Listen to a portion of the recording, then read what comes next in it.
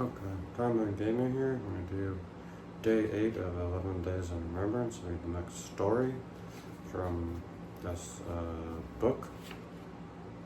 Um,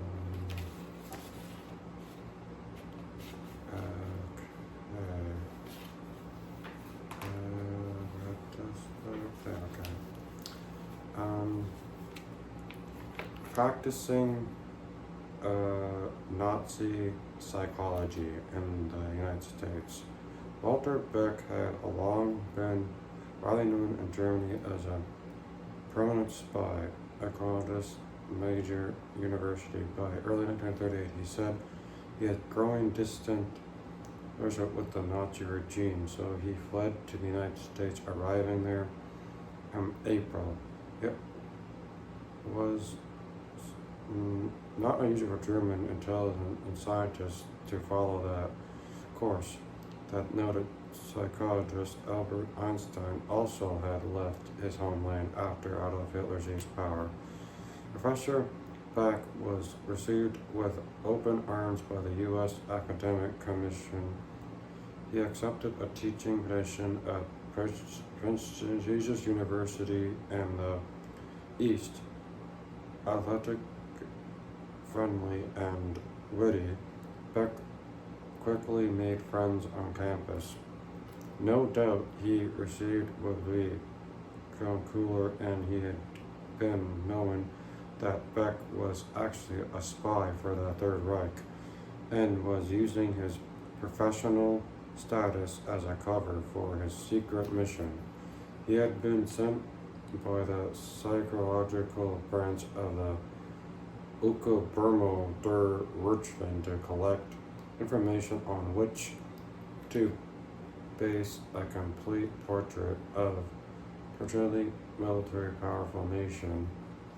Beck claimed an assignment claimed for him to obtain demographic data of coincide of the U.S. Census Bureau, into material all statistics of ethnic communities and their relations to another, and their knowledge of the people, ideas, desires, ambitions, and preferred interests, moral and ethical. The wealth information the people of the United States would be turned over to propaganda minister Joseph Paul Goebbels. Since joining Hitler in 1933, Goebbels had gained total control over the German press, radio, and cultural life, as he is identified to create propaganda in foreign countries. Professor Beck soon made propaganda arrangements at the U.S. University to take time off at full pay to visit all parts of the starving nation, partially to collect data for the psychology class he taught. His true purpose, however, was to enlist the sort of soldiers young Americans would make if the traditionally peaceful and isolated country were to go to war. As he was, Beck had trouble forming any conclusion that the youths whom he talked had different opinions on war and peace. One day he reviewed his first college football game and cast the illusion he had thought would he come up with his Remberce report for the Nazi propaganda ministry. He reported all U.S. youths as football players. Beck revealed that most Americans had highly developed team spirit and working question and contact had turned that all brought a scientific approach to everything from football to war.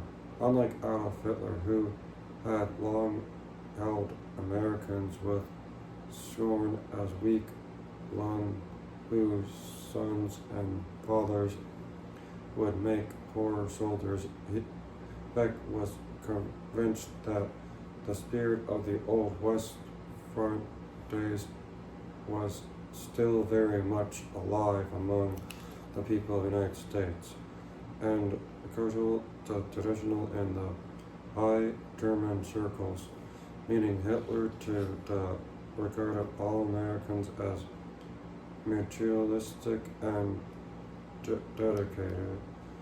But Beck concluded his study that eventual recommendation that Germany refrain from provoking the United States into a war, not only because of its vast industrial